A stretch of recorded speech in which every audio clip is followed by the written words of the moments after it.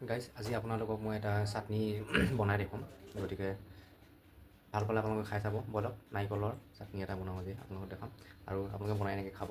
যদি ভাল লাগিলে মোক কমেণ্ট কৰি জনাব। গতিকে বলক আপোনালোকক বনাই দেখুৱাওঁ।